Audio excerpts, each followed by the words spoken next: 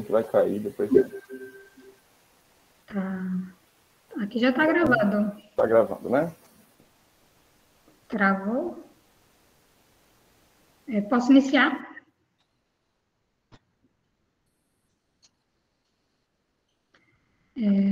O Márcio travou?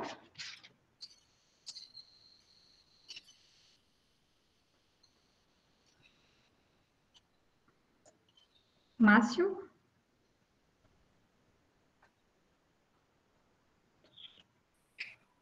Bom, eu estou te ouvindo, viu, Carolina?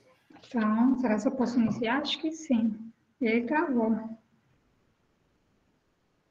Márcio. É só o dele que tá, eu acho, né? O problema. Acho que aqui do meu lado não tem problema nenhum. Tá conseguindo ver o Márcio normal? Tô vendo a tela travada, na verdade. Não, porque eu estou na tela cheia, deixa eu sair. Você não tá vendo, sim. Professora, ele não está aparecendo, mas está aparecendo o microfone aberto. Ele saiu, acho que caiu. Mas está gravando. Tá gravando. Vou só esperar um minutinho para ver se ele volta. Ele acabou de cair aí. E aí a gente inicia.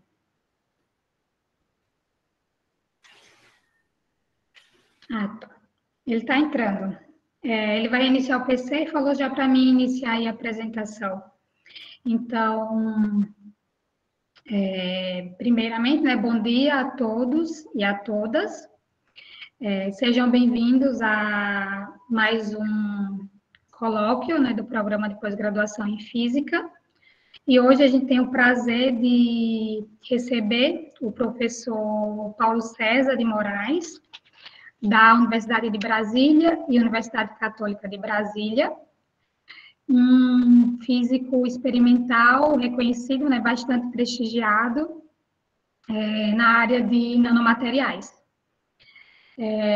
O seminário que ele vai apresentar hoje tem como título Modelo inspirado em Rio para testes in vitro, incorporação da morfologia de nanomateriais. O Paulo César ele tem graduação em Física e em Química pela Universidade de Brasília, mestrado em Física também pela Universidade de Brasília e doutorado em Física pela Universidade Federal de Minas Gerais. E ele fez o pós-doutorado pela Bell Communication Research em Nova Jersey, Estados Unidos. Atualmente, o professor Paulo César, ele é professor emérito da Universidade de Brasília e professor da Universidade Católica de Brasília. Ele tem mais de 400 de artigos científicos publicados nas principais revistas, né, na área de física, de biomedicina também. E a ênfase, né, o foco da pesquisa dele é na área de física da matéria condensada, trabalhando principalmente na área de nanomateriais, nanopartículas magnéticas, magnetolipossomas, nanocápsulas magnéticas, fluidos magnéticos.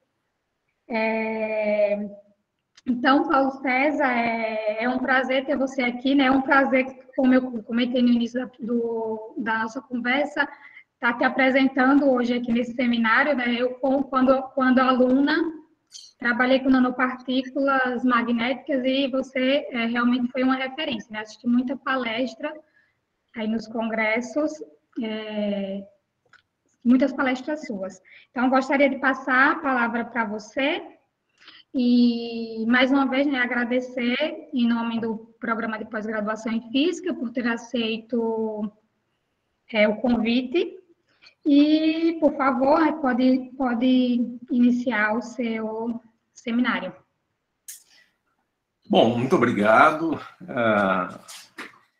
Bom dia a todos vocês que está organizando esses colóquios. Fiquei muito honrado com o convite de poder participar e apresentar alguma coisa para vocês. Bom dia a todos que estão aí participando. Já no início, eu vi dois colegas, o Silvio, né, o Silvio Rainho e o Luciano Paulino. Bom dia a vocês dois. Foram os que eu vi no início, depois sumiu a minha tela, só estou com a tela do meu slide. Muito honrado de ter vocês dois aí assistindo. Muito obrigado pela presença, todos os alunos, as pessoas que estão aí assistindo. Muito obrigado também pela apresentação. E o tema de hoje é uma proposta de como incorporar característica morfológica de nanomateriais, ou seja, a dimensão típica do nanomaterial e a dispersão nessa dimensão típica. Como incorporar isso no modelamento de testes de nanomateriais, testes in vitro. Claro que existe também uma proposta de como incorporar essas características aí em testes in vivo. Porém, testes in vivo é um cenário bastante mais complicado. Quem sabe no futuro a gente apresenta alguma coisa sobre essa estratégia também para testes in vivo. Muito bem. Qual é a minha agenda com vocês hoje? Eu vou mostrar para vocês, rapidamente, se vocês fizeram uma busca na literatura, qual é o cenário internacional nesse tema. E, na sequência, vou mostrar qual é o resultado típico, né, de testes in vitro, em particular o teste bastante padrão, chamado MTT. Depois, o que é o modelo de Rio, né, mais ou menos como é que ele apareceu, e a utilização, como é que tem sido utilizado o modelo de Rio no modelamento de testes in vitro para nanomateriais. Claro, sem incorporar as características morfológicas dos nanomateriais. Depois, como é que é a proposta de um modelo que incorpora as características morfológicas de nanomateriais inspirado no modelo de Rio. E depois uma apresentação de como é que pode ser utilizado esse modelo inspirado em Rio para realmente fazer ajustes de resultados experimentais e, a partir destes ajustes, você fazer simulações e buscar entender o comportamento e o impacto das características morfológicas de nanomateriais em testes in vitro. Muito bem. Se você fizer uma busca na literatura e buscar cruzar as palavras, por exemplo, in vitro e modelos matemáticos, testes in vitro e modelos matemáticos, testes in vivo e modelos matemáticos, você vai ver uma quantidade surpreendente de artigos, mais de 3 milhões em ambos os casos. Então, você vê aqui que testes in vitro, né, tem quase 4 milhões, na verdade, de artigos publicados, só com testes in vitro. Testes in vivo segue praticamente o mesmo padrão, só que uma quantidade extremamente pequena, 0,21% dos testes in vitro apresenta algum modelo matemático para a explicação dos resultados experimentais. Do mesmo jeito, na mesma ordem aqui, da ordem de 0,2% em ambos os casos, os testes in vivo de artigos publicados apresentam algum modelo matemático. Em geral, modelos muito simples. E tem exceções, claro, tem alguns modelos matemáticos bastante sofisticados. Mas, quando você propõe um modelo matemático muito sofisticado para a explicação de testes biológicos, você cria uma barreira muito grande para os usuários, né? Os grandes usuários destes testes, aqueles que produzem os resultados experimentais, normalmente são pessoas que têm dificuldade de compreender e utilizar um modelo matemático muito sofisticado. Isso é natural. né? É a questão da formação, a formação típica das pessoas que estão no dia a dia, na bancada, produzindo resultados experimentais. Claro, tem exceções. Mas uma das exceções que eu vou mostrar para vocês foi o próprio Hill, né? O Archibald Vivian Hill, era uma exceção. Muito bem. Neste cenário, o grande desafio que a gente tem quando você quer trabalhar resultados experimentais de testes in vitro e in vivo é você transformar um resultado qualitativo, né? O percentual que é avaliado só do ponto de vista qualitativo é enorme na literatura. Quando você transforma, quando você trata resultados de forma quantitativa, o ganho é enorme. O ganho é surpreendente, não apenas porque você passa a entender melhor quais são os parâmetros mais relevantes que determinam o comportamento do sistema, mas também você passa a ter uma ferramenta para você prever situações. Então, a previsibilidade que você pode criar quando você usa modelos matemáticos para explicar esse tipo de resultado biológico, o retorno disso é muito grande. Principalmente porque você pode prever, planejar melhor os seus experimentos. E, de outra maneira, não sei se vocês têm conhecimento, mas existe um grande movimento global, é uma iniciativa para redução do número de utilização de testes biológicos, seja principalmente em vivo, né? Redução do uso de animais em testes em vivo e redução também do uso de material biológico, né? Linhagens celulares, para reduzir a utilização desse tipo de material biológico em testes. Daí, a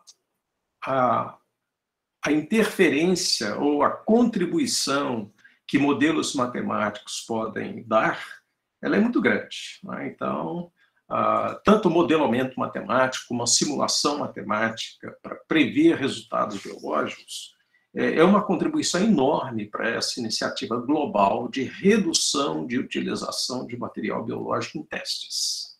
Muito bem. Isso aqui, esse slide é só para motivar vocês, para vocês perceberem o espaço enorme que existe na literatura e que pode acomodar propostas de modelos matemáticos. Apesar de que modelos matemáticos para explicar resultados biológicos não é uma novidade, né? Como vocês vão ver aí no próximo slide. Esse slide aqui eu quero mostrar para vocês quais são resultados típicos de um dos testes in vitro, testes com linhagem celular, dos mais utilizados, bastante padrão. Então, é o chamado teste MTT, né, que usa um corante para verificar células que ainda estão viáveis, né, quando uma cultura celular é colocada em contato com um agente que você quer testar, a citotoxicidade. Então, o teste MTT é um teste bastante padrão. Existem muitos testes para verificar a viabilidade celular, tá? Mas esse aqui é um teste padrão. E esse artigo aqui ele é interessante porque ele é um estudo de caso, né? É um artigo sobre um indivíduo, né, de sexo masculino, 42 anos de idade, que teve um câncer de tireoide, foi submetido a uma remissão total da tireoide e foi acompanhado durante 43 meses. Né? Então, a massa tumoral foi removida e eles conseguiram retirar células tumorais dessa massa e reproduzir estas células, crescer estas células e testar, fazer o teste com essa linhagem celular, utilizando basicamente 3 tipos de inibidores de crescimento tumoral. Então, são 3 tipos, né, 3 moléculas inibidoras de crescimento tumoral. Né? Comercialmente, o sorafenib, o vandetanib e esse outro inibidor aqui, que tem o código MLN 8054. Então, como é que são feitos os testes, tipicamente? Então, o teste MTT permite você medir pela absorção da coloração do meio de cultura, você medir o percentual de células que estão viáveis após um certo tempo, ou em função da concentração da droga ou da molécula que você está utilizando no teste de viabilidade celular. Então, a comparação, os testes são típicos, né, desse tipo. Você vê aqui no eixo vertical, nesse gráfico da esquerda de baixo, você vê a viabilidade celular em percentual, em função da concentração micromolar, da concentração de cada um destes inibidores de crescimento tumoral. Então, à medida que você aumenta a concentração, obviamente, né, você reduz a viabilidade celular, mostrando que estes inibidores aqui, eles têm uma ação efetiva, né, no crescimento e na sobrevida dessa linhagem celular. Então, quando se compara esses 3 inibidores celulares, você vê que um deles tem uma eficácia maior, que é o primeiro, o sorafenib, e, portanto, o sorafenib foi escolhido. Veja que a linhagem celular que foi testada foi removida do próprio paciente, do tumor do próprio paciente. Então, o sorafenib foi então, investigado em diferentes tempos de incubação. 24 horas de incubação, com a concentração crescente de sorafenib, aqui no gráfico à esquerda acima, após 72 horas, após 144 horas. Então, esse experimento, esse artigo, mostra que o sorafenib é um candidato em potencial interessante para ser utilizado, né, no tratamento pós-remoção cirúrgica. E realmente ele foi aplicado ao paciente, e o paciente acompanhado aí, né, ao longo de quase 4 anos, sem nenhuma reincidência tumoral em qualquer parte, seja na região cabeça-pescoço, seja em qualquer lugar do organismo. Então, é um teste típico, extremamente importante, é um artigo de relato de caso, e mostra qual é tipicamente o comportamento da viabilidade celular, né, quando uma cultura de célula é colocada em contato com um agente. Né? Pode ser diferentes tipos de agentes que você queira testar a citotoxicidade daquela linhagem celular em relação àquele agente.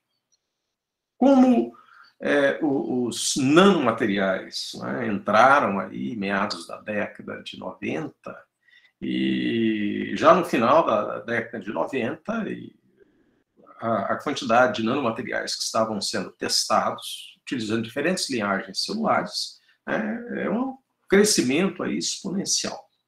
Muito bem. O modelo que tem sido mais utilizado, né, para modelo matemático, tem sido mais utilizado para tentar entender, né, e ajustar os resultados experimentais, é o modelo que foi proposto, na verdade, no segundo artigo publicado pelo Archibald Vivian Hill. Ele nasceu aí no final do século XIX e viveu bastante, né, viveu um pouquinho mais de 90 anos. O artigo dele, o segundo artigo publicado por ele, foi publicado em 1910. Veja que em 1922 ele já ganhou o Nobel de Medicina e Fisiologia. Então, este artigo importante, que ele apresenta o modelo, foi publicado em 1910. Na verdade, o artigo do Hill, ele utiliza não só dados experimentais que ele próprio produziu, mas ele utiliza dados experimentais disponíveis na época na literatura. E ele estava interessado, na verdade, em estudar a ligação da molécula de oxigênio com a hemoglobina. Então, eles tinha toda a metodologia para medir qual era o percentual de ligação da molécula de oxigênio à molécula de hemoglobina, e ele produziu seus dados e utilizou vários dados experimentais. Curiosamente, naquela época, ele já ajustou os resultados experimentais, né, usando a metodologia que nós utilizamos hoje em dia para ajuste de resultados experimentais, que é o método dos mínimos quadrados. E já naquela época, imagina a dificuldade em você implementar uma rotina dessa, né, utilizando o ferramental de cálculo numérico que era disponível na época. Eu não consigo imaginar que tipo de maquininha de mão, né, aquelas maquininhas mecânicas, ele utilizava na época, ou simplesmente se ele utilizava mesmo as operações básicas aí na mão. Mas eles fizeram isso. Bom, não é tanta novidade, né? Quem inventou o método de mínimos quadrados, lembrando um pouco mais, foi o Gauss, o Friedrich Gauss. Ele que inventou. E ele inventou já mais de 100 anos antes do Rio utilizar. E o Gauss inventou esse método de mínimos quadrados para prever a posição de aparecimento de um cometa previsto por um astrônomo italiano, e na Europa, na época, lançou-se um desafio de quem é que iria conseguir prever, né, a posição em que o cometa deveria aparecer. Ele apareceu antes, mas ele foi coberto pelo Sol, e eles queriam saber, quando ele reaparecesse depois de passar pelo Sol, deixar de ser bloqueado pelo Sol, onde é que ele ia aparecer. Quem ganhou o concurso, obviamente, foi o Gauss, né? E ele previu a posição correta de aparecimento, e para fazer isso ele criou o método de mínimos quadrados. Então, esse mesmo método, o Vivian Hill, o Archibald Hill, ele utilizou lá na publicação desse seu segundo artigo da vida dele. Como é que é o modelo de Hill, na verdade? O modelo de Hill, ele utiliza um esquema desse tipo. Você tem um receptor. Naquele momento, o receptor para ele era a molécula de hemoglobina, né? E você tem um ligante na molécula de hemoglobina, que, neste caso, no caso do Rio, era o oxigênio. Então, digamos, N moléculas de oxigênio podiam se ligar a uma hemoglobina ou aglomerações, cluster de hemoglobina, gerando esse complexo aqui. Bom, esta ligação é uma ligação reversível, e isso aqui lembra nitidamente um equilíbrio químico, né, que tem uma constante de associação no sentido da esquerda para a direita, e tem uma constante de dissociação da direita para a esquerda. Né? E tem, obviamente, uma velocidade da esquerda para a direita e uma velocidade da direita para a esquerda. Quando essas duas velocidades se igualam, você admite que o sistema atingiu o equilíbrio, que é um equilíbrio dinâmico, não é um equilíbrio estático. Né? A lei que governa isso é chamada lei de Gutenberg-Varge, é a lei de ação das massas. E isso te permite calcular a constante, não apenas a constante de associação no sentido da esquerda para a direita, com uma constante de dissociação no sentido inverso. Então, a constante de dissociação, né, é o produto das concentrações molares aqui dos reagentes, estou falando em dissociação, né, produto das concentrações molares elevado a seus expoentes, que são os coeficientes estequiométricos do processo, né, dividido pela concentração molar do produto.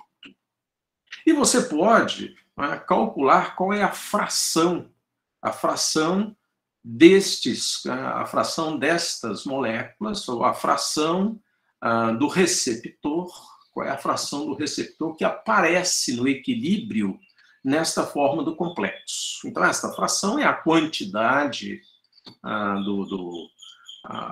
das moléculas que aparecem na forma de complexo, dividido pela concentração total, onde tem o receptor, que é o receptor livre, sem nenhum acoplamento, mas o receptor acoplado, né, com as moléculas, nesse caso aqui, de oxigênio. Então, combinando essas duas equações, na verdade, você expressa a concentração molar do complexo em função da constante, dessas duas outras concentrações molares, substitui isto na segunda equação e você tem no final que a fração do complexo na mistura, no seu sistema, é dado por esta equação bastante simples.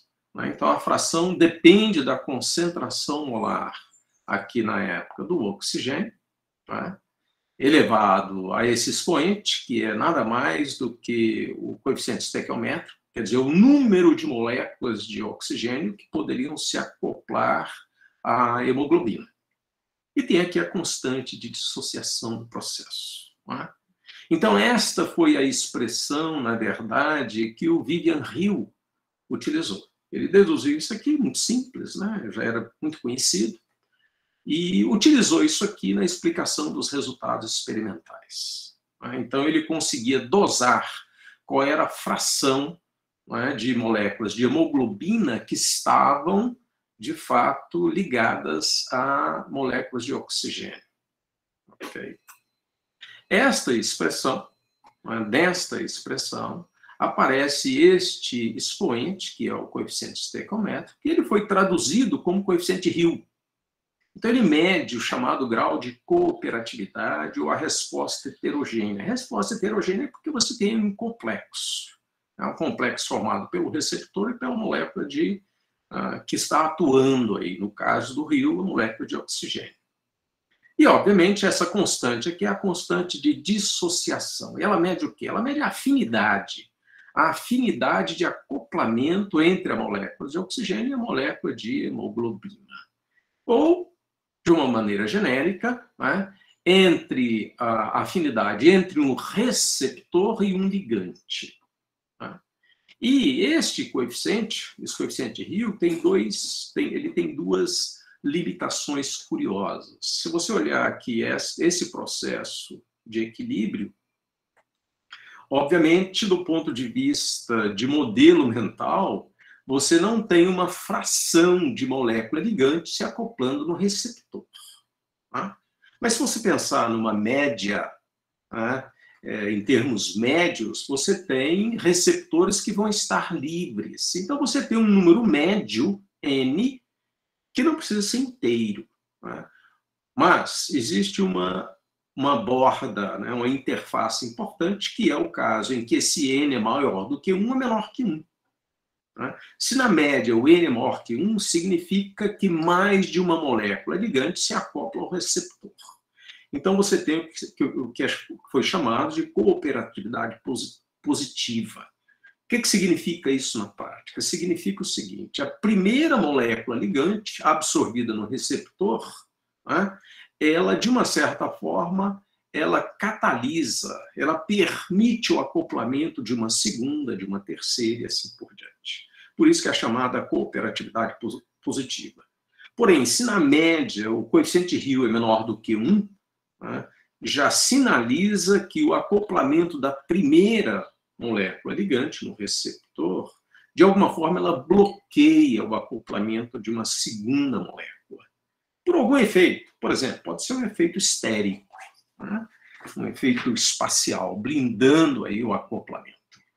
O fato é que esta proposta, feita lá em 1910 pelo Hill, ela acabou sendo utilizada para investigar a viabilidade celular de culturas celulares em função da dose, da concentração do ligante, que é uma droga, por exemplo. Então, essa viabilidade celular você pode calcular como sendo a viabilidade máxima menos a fração. Então, aqui está a dose substituída na concentração molar, aqui está o coeficiente Hill. E aqui a constante de dissociação. É exatamente esta expressão que tem sido utilizada para ajustar resultados experimentais de testes de viabilidade celular. né, usando diferentes tipos de teste, não só o MTT que eu comentei, mas utilizando diferentes tipos de teste. Recentemente,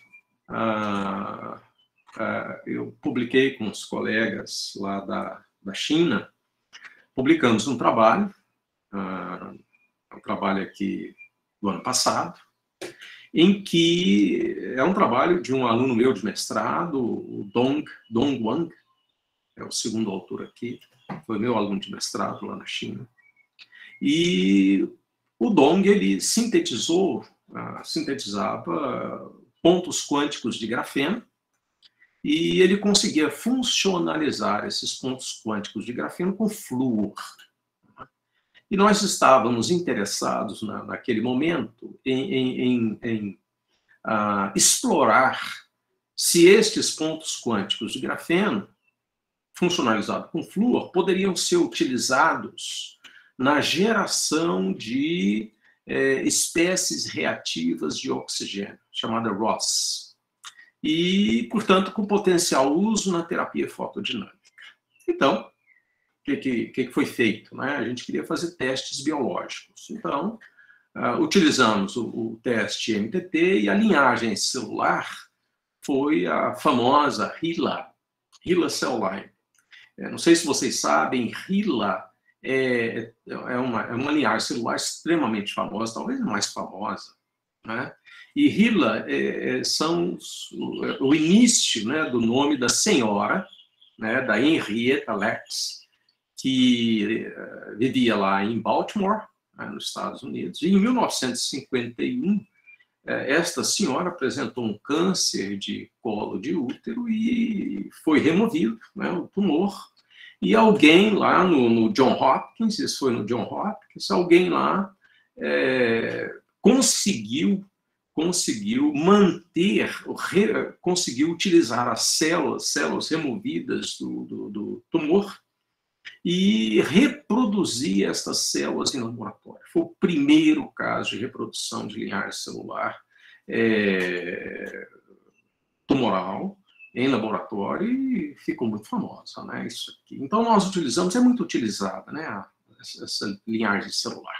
Então, nós utilizamos essa linhagem celular e o protocolo do teste MTT para testar a viabilidade celular em duas condições, né? Então, quando você aumenta a dose, a concentração desse material, desse nanomaterial, né, pontos quânticos de grafeno, um diâmetro obtido por microscopia eletrônica, né, da ordem de 4 nanômetros de diâmetro. Está aqui a polidispersão, está aqui a microscopia de alta resolução para conferir o espaçamento da rede e confirmar que realmente trata-se de um ponto quântico típico de grafeno. Então, fizemos aqui o teste. Eu insisti para que o teste fosse feito até uma concentração razoavelmente alta, né, de 300 microgramas por ml, 300 microgramas de ponto quântico. Então, o experimento foi feito no escuro, né, você vê que tem uma redução aqui, uma pequena redução da viabilidade celular, né, se o experimento de viabilidade foi executado no escuro. Mas quando você ilumina, né, nós utilizamos, obviamente, uma fonte de luz adequada. Quando você ilumina, você tem uma redução drástica da viabilidade celular. Ou seja, de alguma maneira, né, quando você ilumina esses pontos quânticos dopados com flúor, e se ele não for dopado com flúor, a viabilidade celular, esses dados não estão aqui, né, no artigo, mas ele foi citado. Quando você pega os pontos quânticos sem ser funcionalizado com flúor, a variação é pequena, né, da viabilidade celular no escuro e no claro. Porém, quando é dopado com flúor, quando é funcionalizado com flúor, a diferença de viabilidade celular é muito grande. Significa que, de alguma maneira, existe um mecanismo de geração, possivelmente, né, de espécies reativas de oxigênio, E isso, então, é a causa da redução da viabilidade celular. Muito bem. Quando eu vi esses dados, eu disse, bom, vamos então pegar esses dados e vamos ajustar com o modelo de Hill, né? Então, os resultados em preto é o teste no escuro, e a linha contínua aqui é o ajuste experimental, é o ajuste dos dados. Você vê que ajusta muito bem os dados aí, okay? Tanto para o teste no escuro, como para o teste sob iluminação. Então, ajusta muito bem, né? Então, isso é o que tem feito, quando aparece na literatura, isso é o que aparece. Uma coisa que os biólogos não se preocupam muito, né, é de refinar o experimento, ou seja, medir a viabilidade celular num número razoável de pontos, de concentrações diferentes. Normalmente, escolhe assim, 3, 4 concentrações, e a informação que eles normalmente extraem destes histogramas, a informação é, bom, a viabilidade celular com iluminação é bastante reduzida, né? A viabilidade celular é menor sob iluminação do que no escuro. Então, são conclusões importantes, mas são conclusões extremamente limitadas. Enquanto, se você faz esse tipo de ajuste, passa a ter os parâmetros que ajustam os resultados experimentais, você pode fazer previsão, né? Você pode estimar aqui, né, prever com muito mais precisão a chamada dose letal, a DL50. Né? Ou você pode estimar aqui o que se chama de benchmark dose, que é a dose que você necessita para reduzir de 10% a viabilidade celular. Então, você passa a ter disponível previsões e extrair resultados mais precisos, se você faz o ajuste dos dados experimentais. Muito bem. E agora, como é que, a partir deste estímulo aí do modelo de Hill e da utilização de nanomateriais,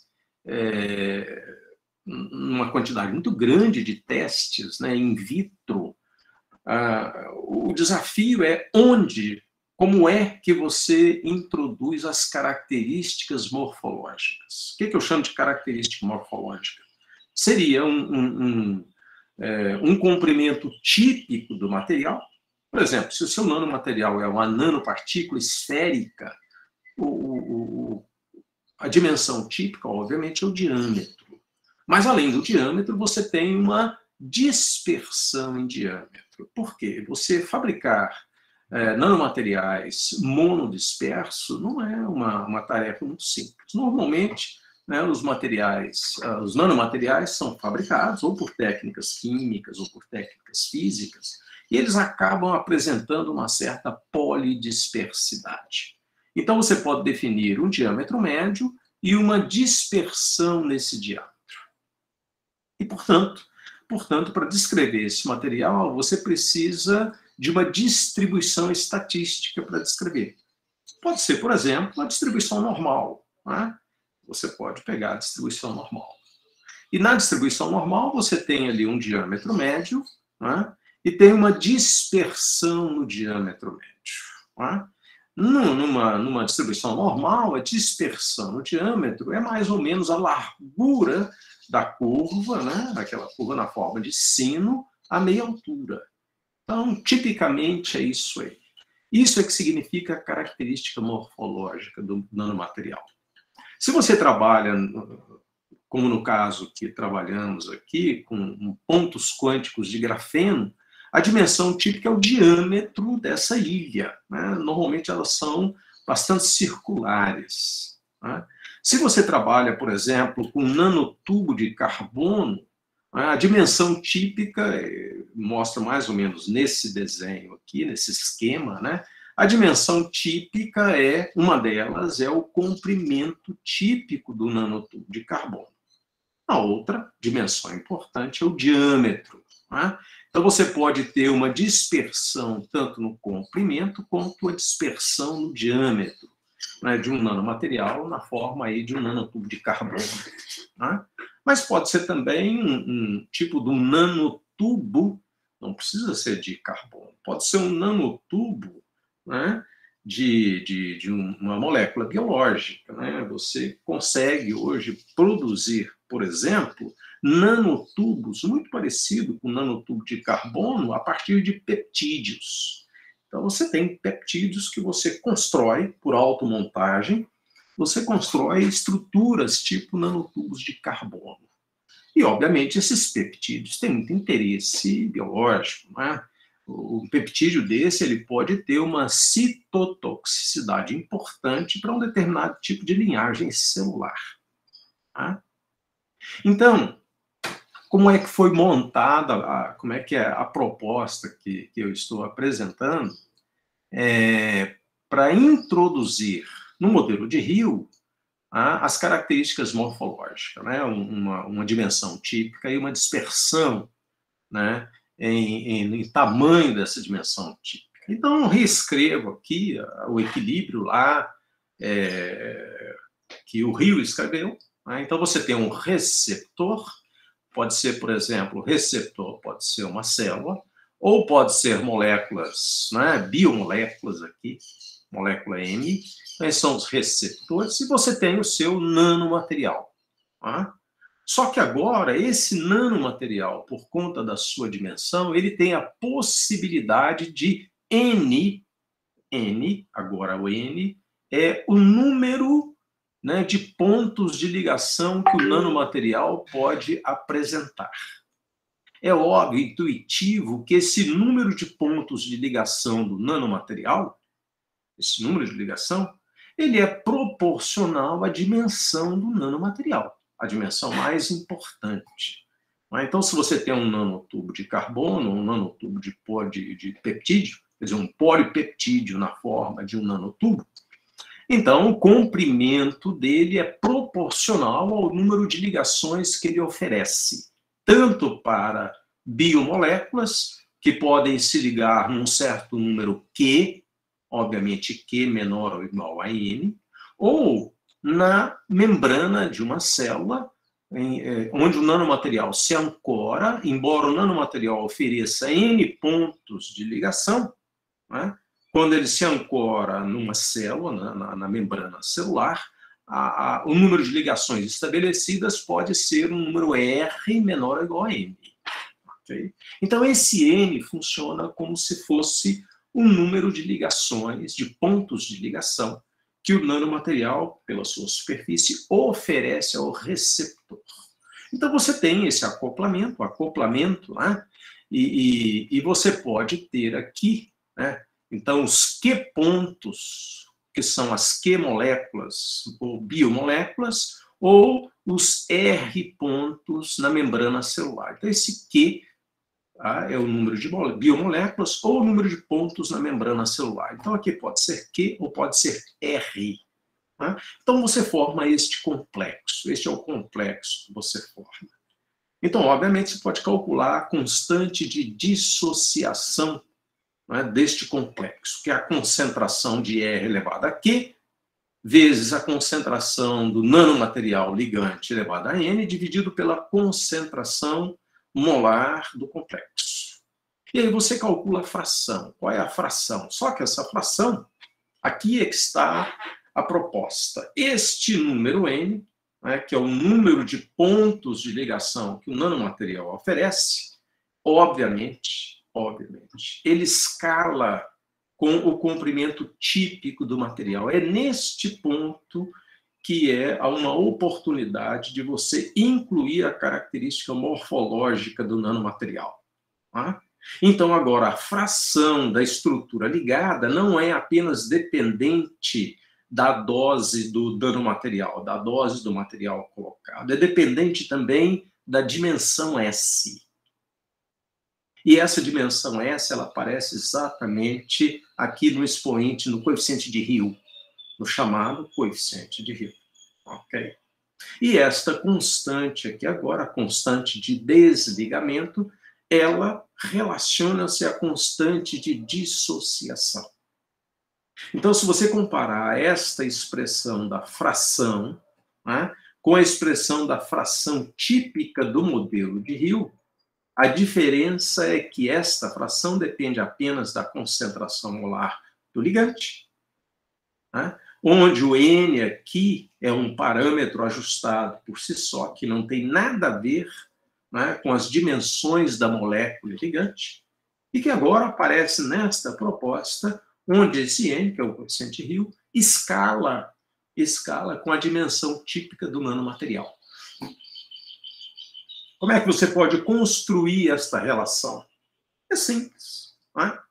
Nós temos aí, para quem fez o mínimo de curso de cálculo, você tem a chamada expansão de Taylor, de qualquer função bem comportada. Qualquer função matemática bem comportada, você pode expandir em série de Taylor. Tem um termo de ordem zero, né? Isso aqui é um termo de primeira ordem, mas você pode escrever o termo de segunda ordem, terceira ordem, e assim por diante. Na minha proposta aqui, eu simplesmente mantive, né, uma escala linear. Então, parei aqui a expansão de Taylor no termo de ordem 1. Ok? Muito bem. E agora, o nanomaterial, ele tem a sua polidispersão típica. Então, você tem que calcular qual é o valor médio desta fração.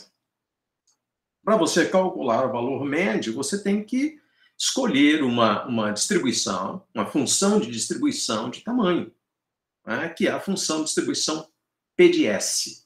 Então, nesta função está incluído o valor médio da dimensão e a dispersão no valor médio da dimensão típica. Ou seja, você vai fazer a média, né, da fração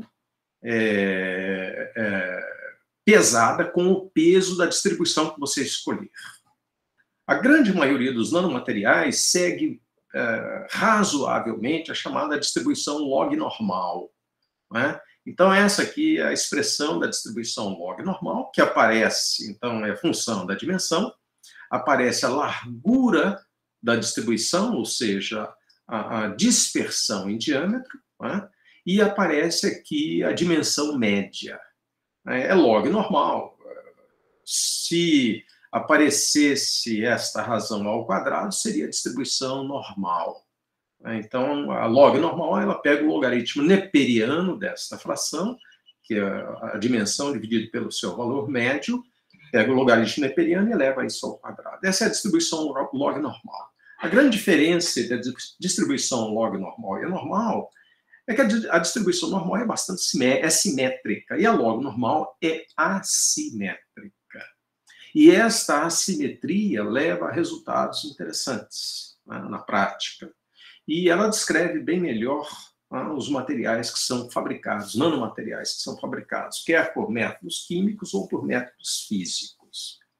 Em função disso, agora, você pode calcular qual é a viabilidade celular, se você quer trabalhar com dados, né,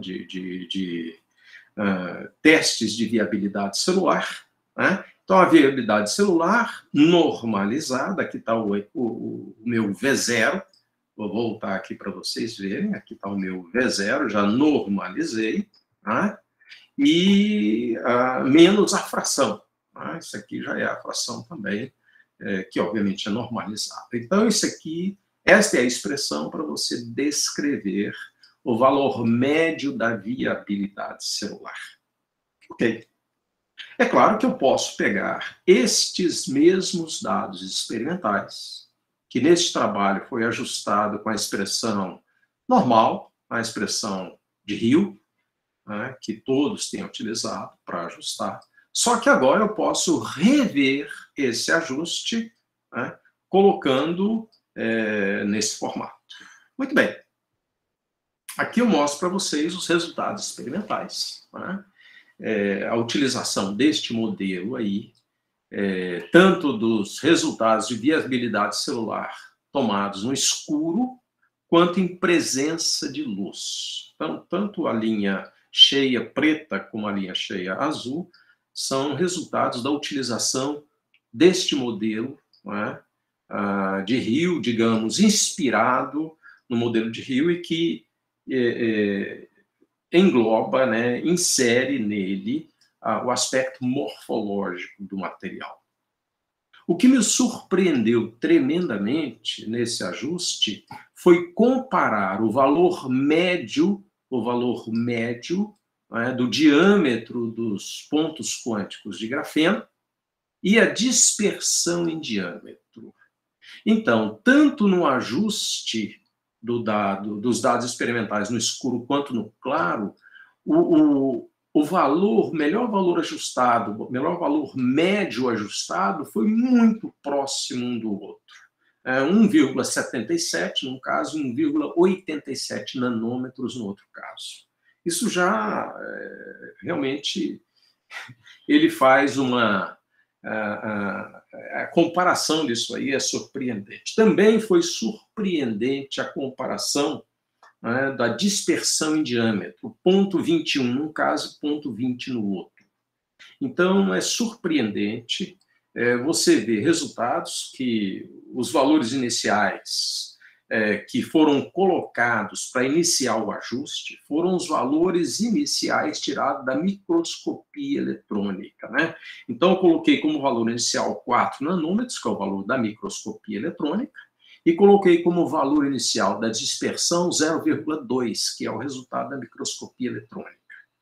Curiosamente, o resultado do ajuste dos dados de viabilidade celular, olha só, você acoplar dados de viabilidade celular com a morfologia do material, as dimensões típicas do nanomaterial.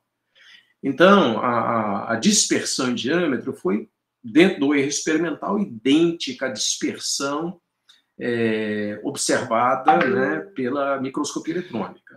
O diâmetro aqui, digamos, biológico, esse é o diâmetro biológico, né, da ordem de 2 nanômetros, foi praticamente a metade do diâmetro obtido pela microscopia eletrônica.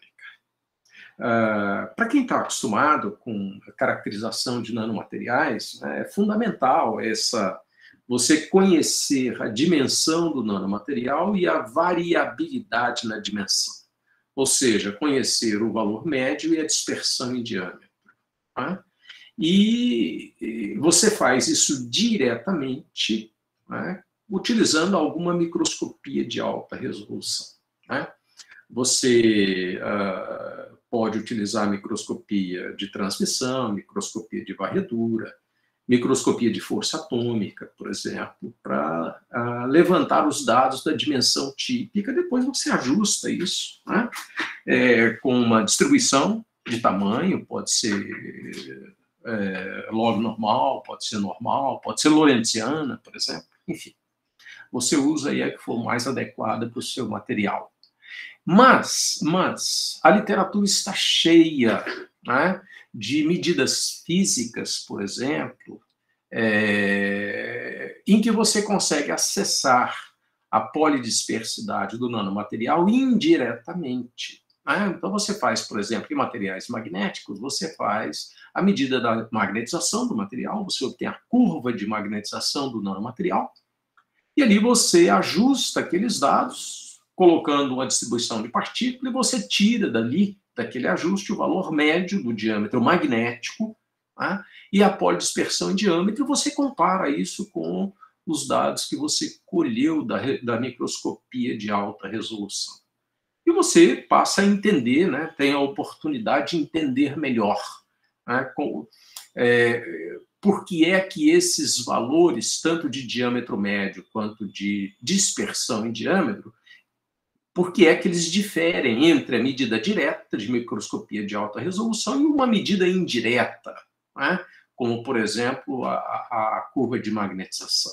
Né? Então, nós fizemos isso durante bastante tempo, comparando, mas, obviamente, como este modelo é o primeiro modelo de incorporação, de polidispersão, para explicar testes, né, in vitro, possivelmente ele pode ser expandido muito além dos testes de MTT, né, pode ser expandido em todas as circunstâncias que o modelo de Rio já foi utilizado, ele já foi utilizado em circunstâncias muito diferentes, uma variabilidade enorme de sistemas que já foram avaliados dentro dessa mesma inspiração do modelo de Rio.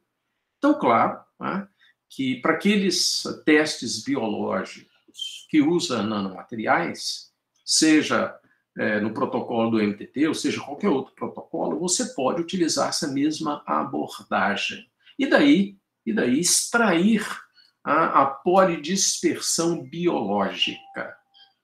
Né? Então, aqui, qual é a nossa leitura disso aí? Veja, o diâmetro médio que eu obtive, o diâmetro médio biológico é a metade do diâmetro médio morfológico. Né?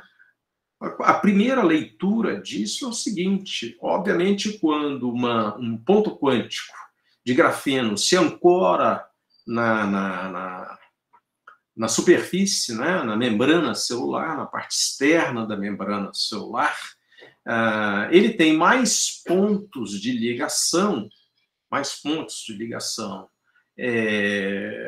quando esse ancoramento é feito de modo que o plano do ponto quântico, né, é um disco, o ponto quântico se ancora à superfície, mais provavelmente, né, com o seu plano paralelo à superfície da membrana celular. Muito bem.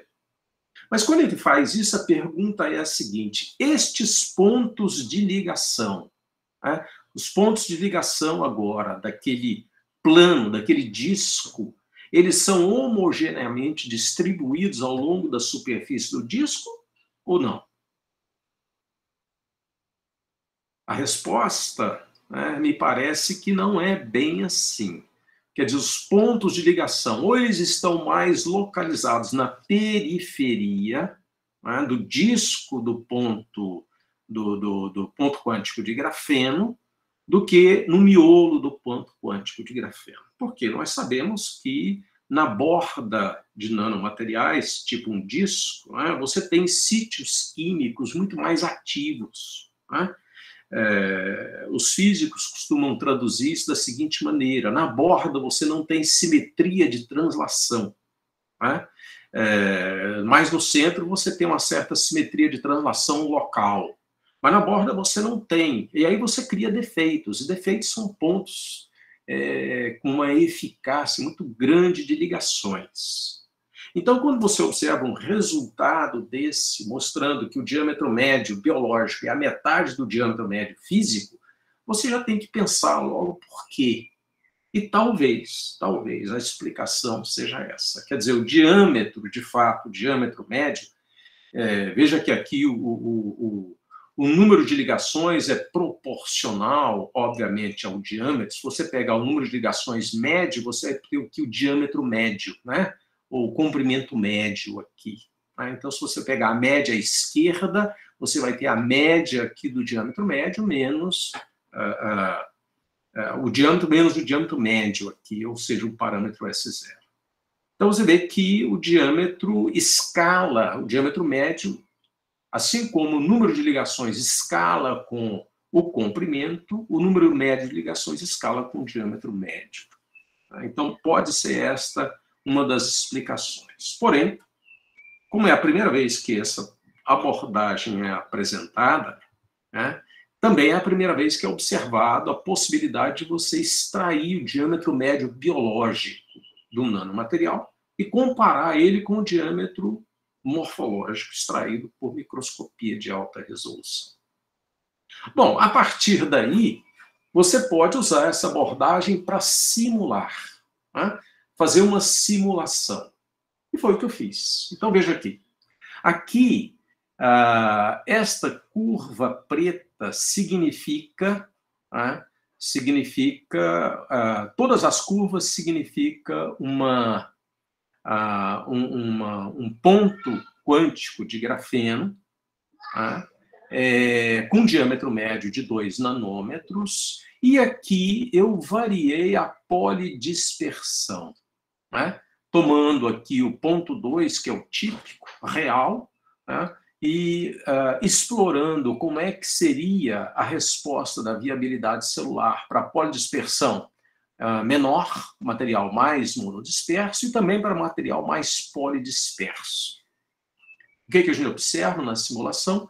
Que à medida que você aumenta a polidispersão, mantendo fixo o diâmetro, você aumenta a polidispersão, a viabilidade celular é aumentada. Você aumenta a viabilidade celular, ou seja, o material é menos tóxico. Isso na condição de iluminação. A mesma tendência aparece aqui na exploração da viabilidade celular em condições do escuro.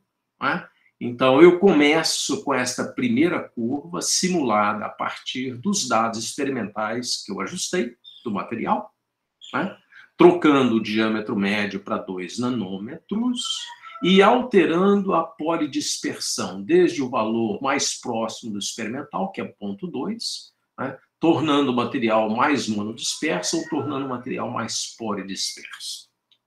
E você vê que a viabilidade celular, neste caso, importante frisar, neste caso, a viabilidade celular, ela aumenta com o aumento da polidispersidade. Portanto, resultado, um nanomaterial monodisperso, possivelmente na forma de um disco, com diâmetro já no extremo, no limite extremo de nanomateriais. Veja, aqui eu estou abaixo de 5 nanômetros de diâmetro. Isso já está chegando na dimensão de uma estrutura molecular, e não numa estrutura em que você tem uma cristalinidade.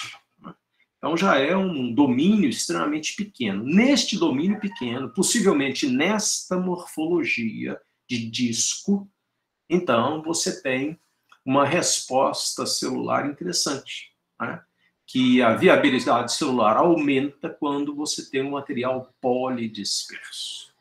Ou seja, o material monodisperso, nesta condição, ele é mais tóxico. Você pode explorar também a outra vertente, Você mantém a polidispersidade aqui num ponto médio. Eu mantive, por exemplo, a polidispersidade, o parâmetro que mede a polidispersidade, que é o sigma da distribuição log normal, em ponto 3, e avalio aqui a variação do diâmetro médio, desde 2,1, que é o próximo do ajuste biológico, peguei 2,1, porque é o próximo, é o mais próximo, e aumentando aqui o tamanho médio do nanomaterial. Nos dois casos, na condição de iluminação e na condição de escuro. Então, estas são as curvas muito próximas da curva experimental que nós obtivemos, tanto na iluminação quanto na condição de escuro. E o que é que acontece quando você mantém a polidispersidade fixa e aumenta o diâmetro? Você vê que, à medida que você aumenta o diâmetro, fixando a polidispersidade, você aumenta a toxicidade do material. Então, a viabilidade celular cai. Então, a viabilidade celular cai nos dois casos, quando você aumenta o diâmetro. Você pode até tentar imaginar um modelo para isso, dizendo, tudo bem, quando eu aumento o diâmetro, quando estou aumentando o diâmetro, eu aumento os pontos de ligação possíveis na superfície do nanomaterial. Isso faz, portanto, com que o nanomaterial se ancore muito mais numa membrana celular. E este ancoramento mais eficiente pode ser a causa do aumento da toxicidade do nanomaterial. Dentro dessa linha de raciocínio, então, esse resultado simulado aqui é bastante coerente. Então, é nesse sentido que você também pode avaliar por que é que quando você aumenta a polidispersidade, você reduz a citotoxicidade. Aqui é importante mencionar que a distribuição em tamanho que eu estou utilizando é uma log normal. Ela não é simétrica. Ok? Mas aqui tem um outro detalhe importante. Outro detalhe importante é que eu já estou num limite aqui extremamente pequeno de diâmetro. E quando eu aumento a polidispersidade, a curva de distribuição diâmetro começa a tocar a região do zero diâmetro. Né? Então, você passa a ter um número de partículas, quando você está com a polidispersão alta, por exemplo, 0,5, você passa a ter um número apreciável de partículas nessa distribuição, cujo diâmetro é zero. Ora, diâmetro zero você não ancora em nada. Né? Então, pode ser este um efeito, né, desta polidispersão. Mas coloca, né, a questão de que no material com polidispersão assimétrica, como é log normal, né, você aumenta a polidispersidade, né, você coloca muito mais partículas na sua distribuição acima do diâmetro médio do que abaixo do diâmetro médio. Okay?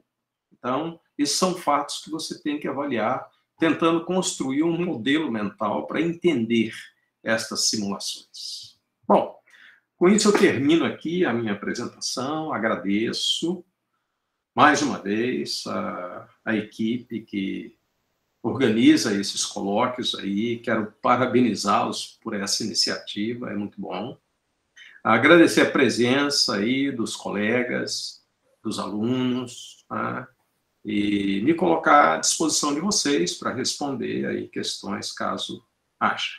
Eu vou voltar ao meu modelo de tela, eu saí do modelo de tela cheia, porque aí eu posso ver vocês também, né, e responder alguma pergunta. Muito obrigado. Muito obrigado, professor Paulo. Eu queria convidar todos a abrir o microfone e dar uma salva de palmas ao professor Paulo. É o mais caloroso que a gente consegue nessa distância, né? Mas agradeço muito.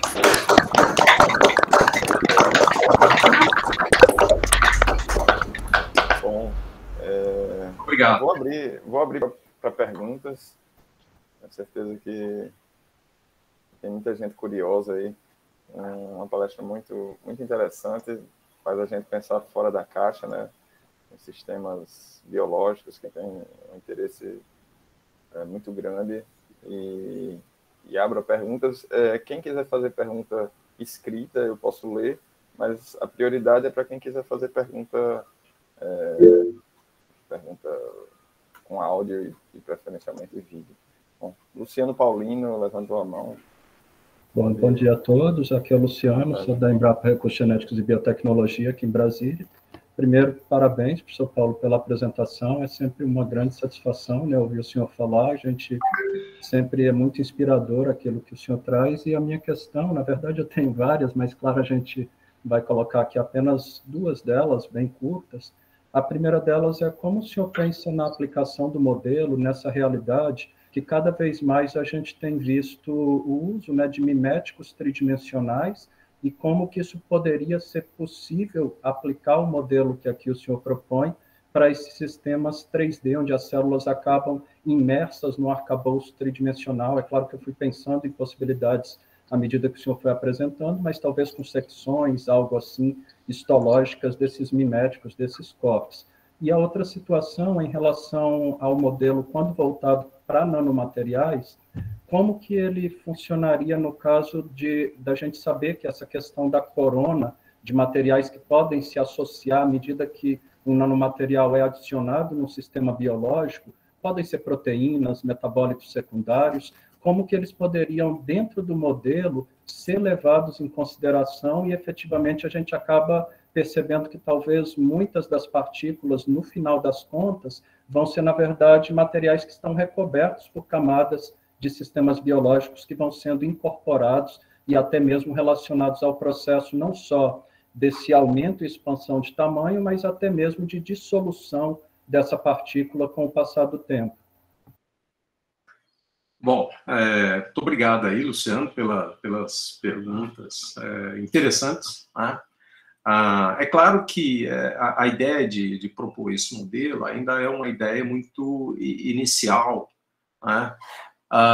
E eu senti uma dificuldade, olhando na literatura, fazendo uma busca na literatura, eu encontrei muitos resultados experimentais, assim, um número razoável, talvez entre 20 e 30 resultados experimentais, em que os artigos relatam a citotoxicidade em função do tamanho, né, do diâmetro médio. Tem vários. Né? E, na maioria deles, mostra exatamente esta tendência que está aí na tela. Então, fiquei muito grato com isso. Tem resultados que mostram exatamente o processo inverso. Né? Acho que ambos podem ser explicados pelo modelo, porque vai depender de onde está o diâmetro médio do material. Então, aquele problema da polidispersão, né, chegar já no diâmetro zero. Então, eu encontrei na literatura alguns, aí entre 20 e 30 trabalhos, a maioria com esta tendência. Agora, eu não encontrei nenhum trabalho que colocasse a citotoxicidade em função da polidispersão. Não existe. Eu acredito que um trabalho desse aqui vai, então, estimular as pessoas a investir nesta direção, né, mostrando que a polidispersão também pode influenciar, impactar a citotoxicidade. O ponto que você colocou do efeito corona é fundamental. Né? Quando você testa um nanomaterial, mesmo que você coloque ele, né, quando você incuba a sua linhagem celular com um nanomaterial, mesmo que ele não tenha cobertura nenhuma, essa história de cobertura nenhuma não é bem assim. Né? Você pega qualquer nanopartícula, principalmente um nanomaterial, e coloca no meio líquido, né? Você já tem uma alteração rapidamente da superfície do material. Isso é inerente de superfície, né?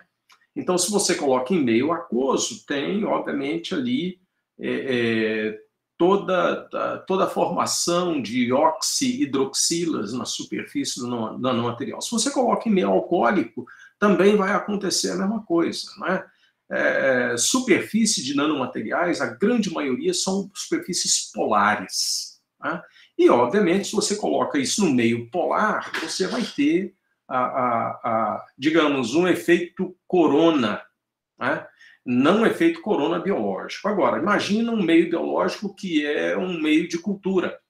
Né? Quando você faz essa incubação no meio de cultura, com certeza você tem um efeito corona. O que é interessante? Né?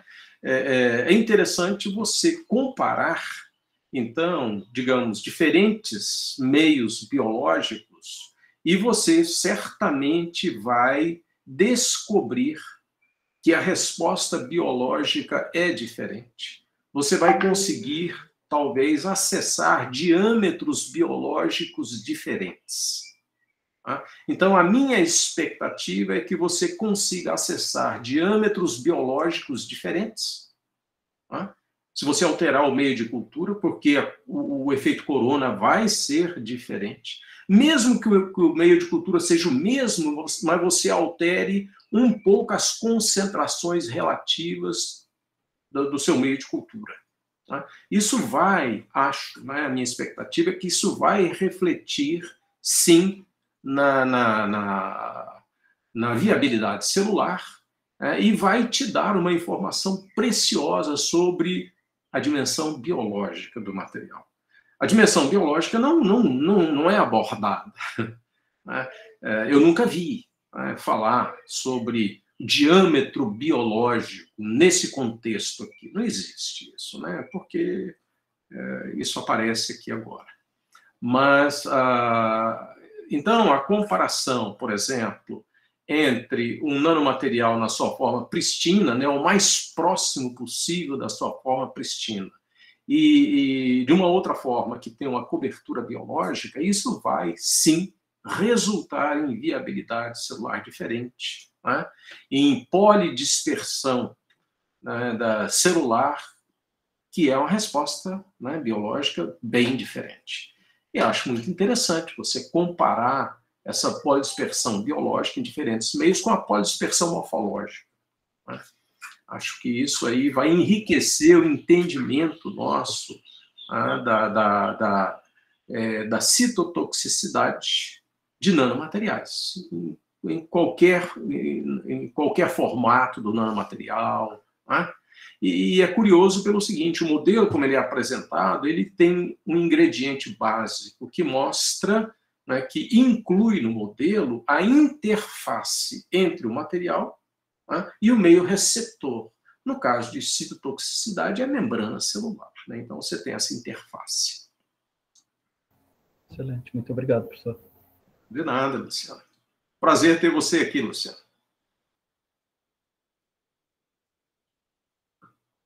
Mais perguntas? Eu tenho algumas, mas eu prefiro deixar para os estudantes, para os colaboradores. Posso adiantar uma, esperando outras que vêm aí. Professor, eu fiquei muito curioso para saber como é levado em conta a dimensionalidade. Você citou em algum momento da apresentação, por exemplo, se é um tubo, se é uma partícula esférica, por exemplo, ou um disco que foi mostrado, né? Por exemplo, se for uma partícula esférica, a forma como a superfície varia com a dimensão característica, você vai ao cubo, né? Se for uma questão, um disco, isso vai ao quadrado e um tubo vai linearmente. Como que isso é levado em conta nessa... Eu não consegui captar, porque... Bom... Esse ponto aí que você colocou, Márcio, é interessante, pelo seguinte, o modelo, na verdade, né, ele, como está nesse slide, ele não toma a forma, não está incluído no modelo a forma. Está incluído o quê? Uma dimensão típica daquela forma, a dimensão S. Né? Por exemplo, se você estiver avaliando nanotubos, seja ele de peptídeos, por exemplo, né, nanotubos de peptídeo, possivelmente, devido à estrutura tridimensional, possivelmente o diâmetro médio destes nanotubos vai variar muito pouco. Né? O que vai variar, possivelmente, é o comprimento do nanotubo. Portanto, meu entendimento com essa morfologia é que o comprimento do nanotubo é a dimensão mais importante. Né? Então, quando você fabrica nanotubos de peptídeo, você pode ter uma polidispersão muito grande no comprimento do nanotubo. Mas, por conta da ligação tridimensional, que é da sustentabilidade da estrutura na ligação tridimensional, eu não acredito que o nanotubo de peptídeo varie muito o diâmetro. É como os nanotubos de carbono, não varia muito o diâmetro. O diâmetro é bem regular. Né? Varia quando você vende uma monocamada para dupla camada, né, de carbono ali. Então, quando você pega, por exemplo, você pode ter uma morfologia do cubo. Hoje as pessoas fabricam, né, nanopartículas aí na forma perfeita, cubo perfeito. Né? Então, a dimensão típica ali é a aresta. Né? Quando é na forma de um disco, é o diâmetro, né? Enfim, essas são as dimensões típicas que vai traduzir. É importante que essa dimensão típica seja correlacionada com a polidispersidade do material. Ou seja, na distribuição log normal, os parâmetros importantes é o sigma e o S médio, a dimensão média. Então, mas aqui a forma não está inserida. Ou seja, qualquer avaliação comparativa tem que considerar a mesma forma. É muito difícil você comparar um nanomaterial na forma de nanotubo com um nanomaterial na forma de um nanocubo, né, ou um nanodisco. Então, aí é uma avaliação, acho que bem mais complicada, de você tirar conclusões objetivas disso aí. Meu comentário, assim, mais... Bom, eu não sou nem um pouco da área, mas eu fiquei imaginando que você pudesse ter a questão dos sítios de ligação, de poder ter uma variação com a dimensão característica elevada a alguma potência. Do tipo, se for um efeito de superfície... E isso, de alguma forma, talvez isso seja levado em conta no modelo, mas não de forma explícita. Na verdade, Márcio, se você observar essa expressão que eu propus aqui, ó, isso aqui é aproximação linear. Tá? Não está aqui o termo quadrático, que seria não linear. Entendeu? Esses termos aqui, quadrático, termos de mais alta ordem, podem ser importantes para determinadas morfologias, mais do que para outras. Né? Então, eu não explorei isso aqui também nas simulações. Né? Mas não é difícil. Né? Simulação, você simula o que você quiser aqui. Né? Você pode colocar aqui mais um beta S menos S0 ao quadrado. Né? Então, você deixa de ter um modelo linear. Você passa a ter um modelo aí não linear. Né? Os físicos adoram, né, fazer essas coisas, essas coisas de modelos não lineares, né? Claro, né, em algumas situações, os efeitos não lineares são muito importantes. É só olhar a ótica não linear aí, você vai ver. Né?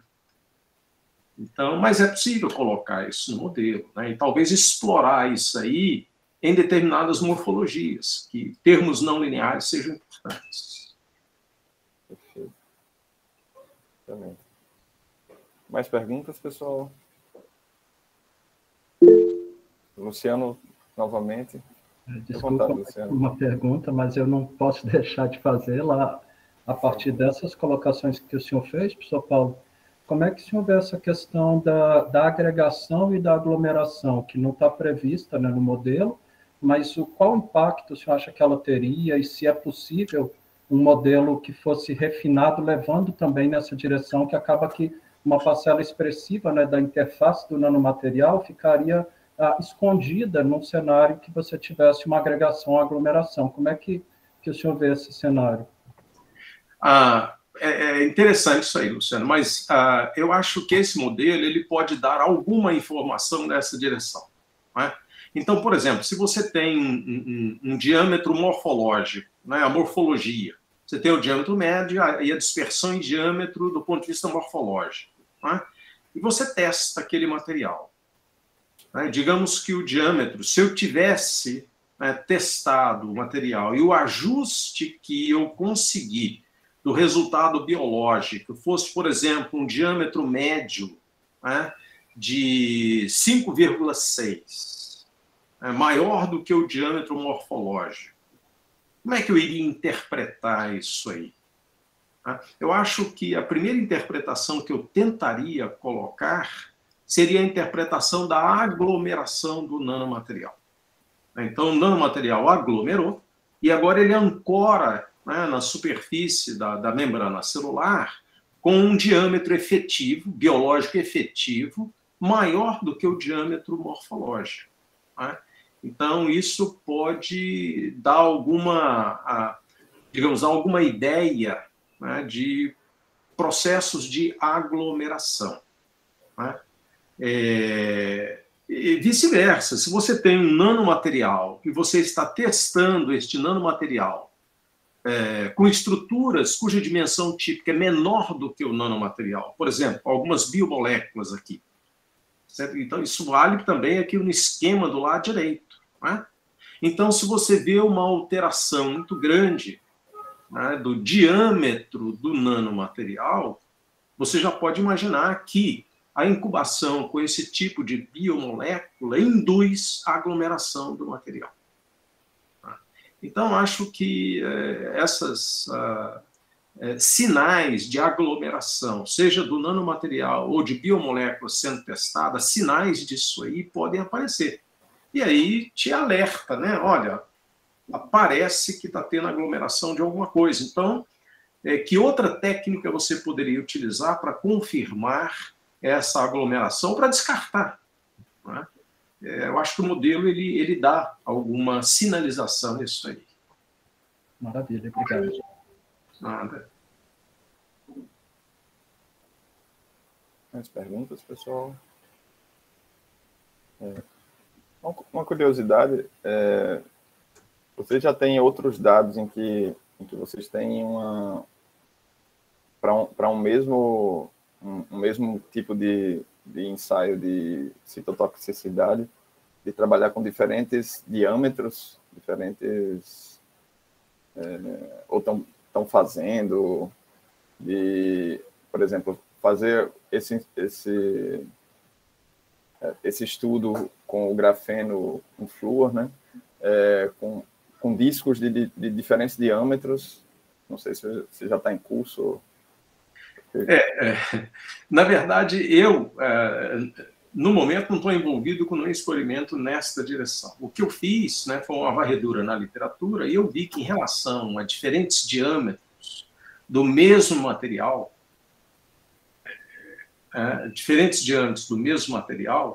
mas olha só, mesmo material que eu estou falando aí, entre aspas, viu?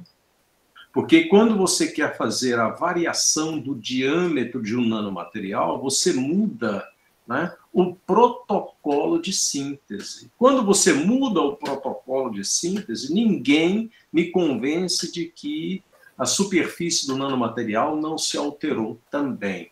Mas vamos supor que, em primeira aproximação, a superfície é a mesma, você tem, né, nanomateriais aí, com diâmetros diferentes. Né? É difícil também conseguir diâmetros diferentes com a mesma polidispersão, com o mesmo sigma. Isso não é fácil. Né?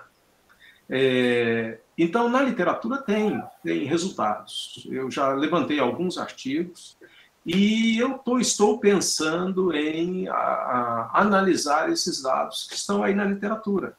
Né? Realmente tem alguns candidatos interessantes aí, até já convidei uma ex-pós-doc minha, se ela está interessada em trabalhar nisso aí, né, analisar alguns resultados que estão na literatura aí disponíveis. Né? Ela já me respondeu muito entusiasmada com a proposta, né? Então acho que a gente vai analisar alguns. Agora, curiosamente, não há nenhum, eu não achei nenhum artigo publicado em que você tem diâmetro fixo e polidispersão variando. Né? O que não é fácil. Obviamente, não é né? O primeiro caso é até mais fácil, porque você pode, por exemplo, pegar uma amostra, né, de um nanomaterial e fazer o fracionamento. Você pode fracionar, pegar diâmetros diferentes. Então, aí você mantém a superfície, né, praticamente a mesma. Né? Se bem que mesmo um único nanomaterial, quando você muda, digamos, nanopartícula esférica, você muda o diâmetro, né, a superfície de uma nanopartícula lá no início da distribuição, por exemplo, 1 nanômetro, né, a superfície dela não é idêntica à superfície da partícula que está na mesma distribuição lá no extremo da distribuição, por exemplo, 6 nanômetros. Não é. Claro, isso aí... Mas você pode até aproximar. Mas eu não estou... Porque, Márcio, para você gerar resultados desse tipo, você não consegue gerar isso sozinho, você tem que contar com uma equipe, né? Você tem que contar com um colega que faz a síntese, que esteja disposto a investir, né, no controle de qualidade do material. Né? Depois você tem que convencer um colega da biologia, né, que é interessante fazer um estudo da viabilidade celular, né, um pouquinho diferente do que os biólogos gostam, que curva de biólogo tem, assim, uma curva desse tipo, tem 3, 4 pontos no máximo. Então, você convencer de fazer uma curva dessa com 10 pontos é um sacrifício enorme, entendeu? Eles não entendem, assim, não aceitam muito rapidamente isso, né? Então, acho que eu vou, primeiro, se aparecer algum colega, eu vou ficar muito feliz, né? Mas eu vou tentar analisar alguns resultados que já estão prontos aí na literatura. Perfeito. Quem sabe tem alguém aí na Paraíba, né, pois é, que esteja disposto a investir nisso aí, eu vou ficar muito feliz. Véio. Vou ficar de olho e faço contato. Ok. Beleza, vai ser muito bem-vindo. Ótimo. Bom. Quem sabe o Luciano, hein, Luciano? Quem sabe você se entusiasma com isso aí, na questão do efeito corona, na questão da resposta biológica, né? Opa, com certeza, professor Paulo, a gente já está interessado sim, até outros estudantes estavam aqui, né, assistindo também, já me passaram mensagens aqui, a gente tem sim algumas possibilidades para a gente discutir junto depois. Uma delas é a partir de um mesmo material, colocar em diferentes meios de cultivo e avaliar a polidispersão por espalhamento de luz dinâmico mesmo, comportamento. Então a gente pode sim discutir, estamos abertos sim para trocar umas ideias a respeito, vai ser ótimo. Perfeito, vou ficar muito feliz, Luciano, a gente já fez tanto trabalho juntos, né? Sim, então, mais alguns. Podemos voltar aí, né? Fazer um retorno, né? Certamente, esse é o plano. Eu vou ficar muito feliz. Muito obrigado. Excelente. Agradeço. Eu imagino também que dá para comparar com os diâmetros de polidispersão de DLS, até de SACS também, né? Com raio-x. Seria... além das microscopias, né? Claro. Bom, muito bom. Excelente. Bom, mais alguma pergunta? Não, eu agradeço imensamente ao professor Paulo mais uma vez e ficamos abertos aí a maiores interações no futuro. É um grande prazer. Obrigado pela presença de todos os estudantes, professora Caroline. Obrigado por me salvar lá. Meu computador travou simplesmente no começo da apresentação. Peço perdão. E tenho certeza que Caroline conduziu de forma muito boa. E, bom, até breve, até uma próxima.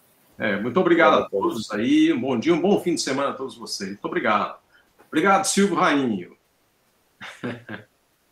Até mais, pessoal. Muito obrigado. Até mais. Tchau, tchau. Tchau, tchau. Tchau, tchau.